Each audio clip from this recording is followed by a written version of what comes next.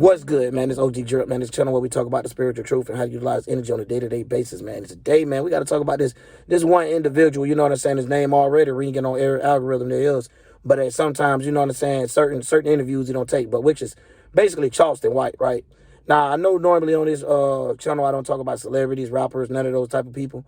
But today I want to go ahead and just throw this up in the air real quick, because when a lot of times when people see stuff that a person may do physical, they might not agree with everything a person do, right? So I'm not agreeing with everything you do physical. But one thing I am going to tell you, when I seen the way that his mind is set up, I seen an interview, right? And this is what made me figure out, like, hold on, you might be trolling with some of this stuff, right? You might actually be tuned in to these soul groups. You might actually be part of one, right?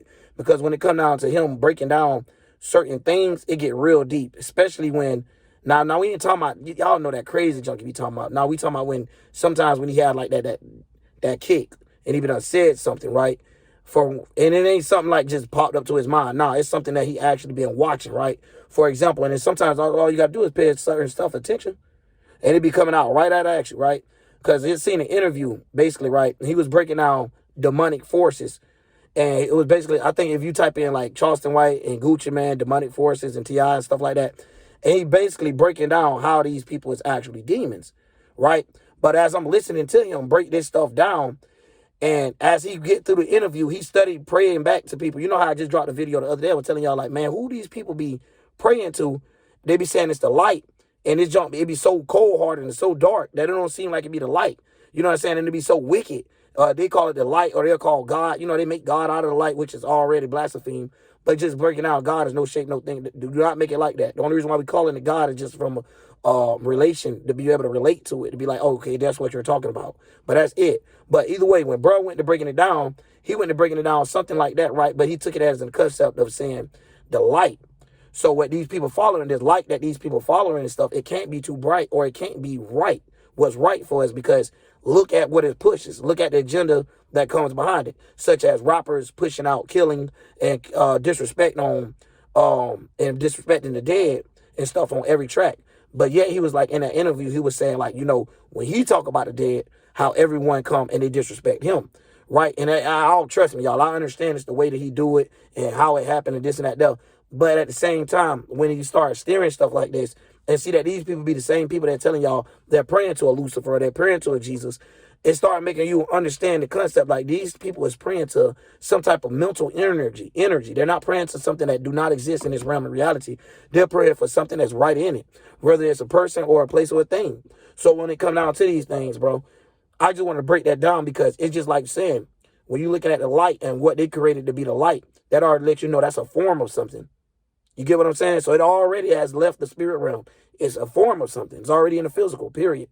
So when they coming around here and they talking about this light, the way that he explained it, or in the way that Christians and these religions look at it, y'all see at the end of the day, they'll praise the grounds that a rich person walk on. Like if you're a celebrity, it don't matter how you became a celebrity. It's all about you becoming one. You could have been a nigga that played in all evil movies, raping kids. They'll still give you a shout out. They might look at you different, certain people, but at the end of the day, they're going to be like, man, this man got money, or this person is this person. So they start going off your social status. So now, when we talk about this 10th house magic, and we start understanding where power come from, and y'all understand how they structure and how they build things for your little out-the-box thinking, not to be nowhere but inside they box, now we can understand how these people use planetary, how they try to use the planets against you, right? Of manipulating the energy, while saying they'll take Uranus and Saturn energy and put it on you, where really you ain't even had that to go through if they wouldn't have placed it there from the beginning. It would have been more on the energy of controlling within yourself. But they make it like you have to be participated with what they want you to do. But it's inverted. You supposed to be participating as people and having our own minds of going about things, and then letting them follow behind. But we do the opposite. We follow along people. So in this interview, Charleston White was also breaking down how people idolize things. He's like, them idols, homie. You feel what I'm saying? And a lot of people don't like to admit that they idolize these things. Even when it come down to the Christian rappers and singers, they even idolize them. And we're not saying they out there pushing bad stuff and nothing like that. But at the end of the day, they're connected to a group that pushes this stuff. They will really make a song or include a person on a track or give this person permission to rap on a song. So at the end of the day, they do not have control over that. So that's what we be saying. Like, some of these people already sold their soul. Yeah, they might not want to do this already, but they have no control over their company. That's all. They have no control over their brand. What I'm doing, this is building my own brand.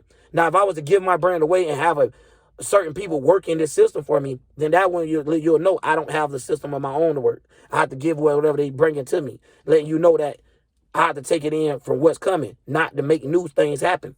So when it get down to this type of stuff, this is what I be saying. So not only new ways and new ideas and new ways to think, but we got to be new ways to be practical. You know what I'm saying? New ways to feel about something. It's just, you got to have the overall, but at the same time, knowing when to let something go, how to keep it up. Because at the end of the day, when it comes out of these certain biases, got to know when to let it go. That's what I mean. So when you let go of that biasness, you'll be able to pick up that extra information that you wouldn't have had if you would have kept been leaning towards that biasness. You'd have been only looking at one side, and aka being blind in the eyes, no matter which charter you're using to be able to see. We'll know that this charter is clouded and you can't see properly out of it. You get what I'm saying?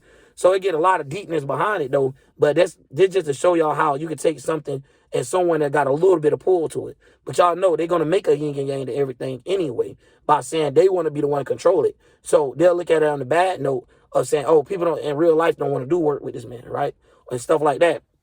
And it'll make you out to be a bad person amongst other people. But yet, like bro was saying in the interview, they could do the stuff what bad people label it to be, and they don't get labeled and jammed for it. So not to keep it too physical and keep people too in their feelings, because soon as you say the name Charleston White, probably gonna be somebody automatically mad just because you're saying his name.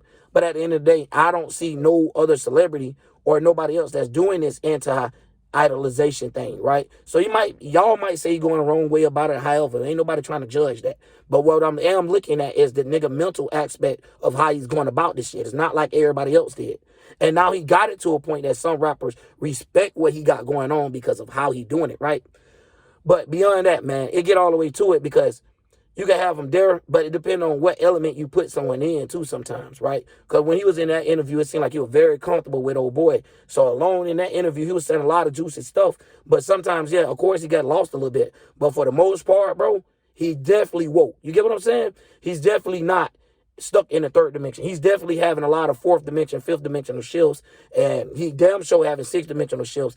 And just, he having that battle of finding out just what it is. But right now, the way that he's going about it is damn shit better than fucking 90, 97, 98% of the world, because a lot of people not even trying to get to that level. Well, I'm going to say 88, because a lot of people ain't even trying to get to that level of finding a different way to see things. So sometimes it don't take a book and all of that. It takes what you experience. So he's sitting back like, nah, bro, wow, I took all this hit from when I said this, but these people literally every day rapping about people that wasn't a rapper, that got killed. And he was talking about the Tuka boy. It was all type of stuff he went to going in on.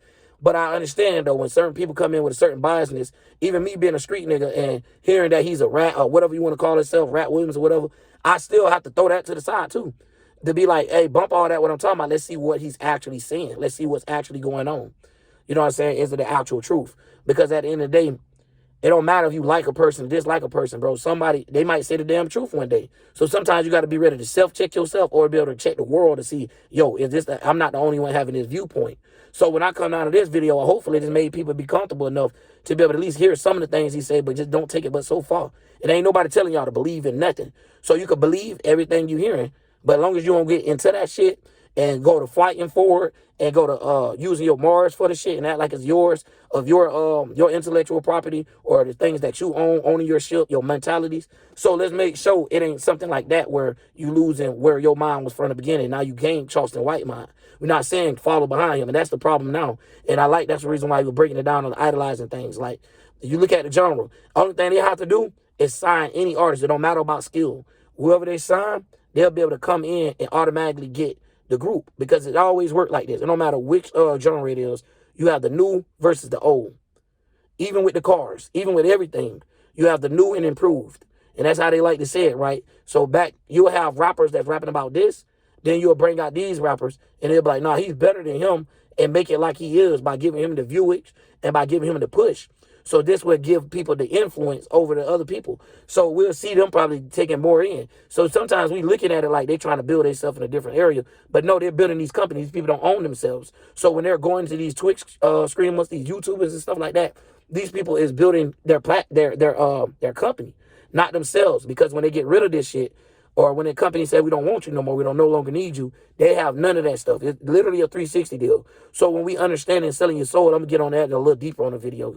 Think about it. But either way, just to talk about it, it's still according to what he was just saying about the demonic forces. Because when we look at it, this is a downwards angle of living. These people get famous, rap about being rich, then make some songs about being sad because they're rich and wish they'd never been in this position, and then yet come right back to the mainstream media and make it seem like this the best thing in the world. Oh, I'm iced out. Oh, I fuck your bitch. Oh, I got more money than you hold. Like, you know what I'm saying? And it's all this type of stuff to boost back up that ego. But at the end of the day, they know they getting hurt. They know they in a living situation they wish they wasn't in for real. And then you can hear it in their songs. They go to crying, taking drugs, taking lean. But anyway, man, shit, that's already good enough for that selling your soul video. But if you want to get on to deeper details and getting down to the archetypes and all of that of how this shit actually work, man, we can though. But anyways, man, that's all I'm gonna say on that, man. But check that interview out though, y'all. Starting to sweat in this car. I ain't got the AC on or nothing like that. I ain't want the fan playing y'all ill. But anyways, man, yeah, I'm out. OG Drip.